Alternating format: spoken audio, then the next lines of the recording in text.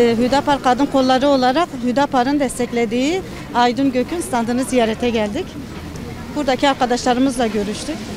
Çalışmalarımızda yoğunluk var. Bağımsız milletvekilimiz olan Aydın Gök'ü tanıtmaya çalıştık. Ondan sonra da buraya geldik. Yoğun bir şekilde çalışmalarımız devam ediyor. Hüdapar'ın desteklediği Batman Bağımsız Milletvekili adayı Aydın Gök'ün seçim standında görevliyim. Burada halkımıza Aydın Gök'ün milletvekili adayımız Aydın Gök'ün projelerini anlatmak için broşür dağıtmaya, onu tanıtmaya çalışıyoruz. Halkımızla diyalog içinde olmaya çalışıyoruz. Tanıtmaya çalışıyoruz.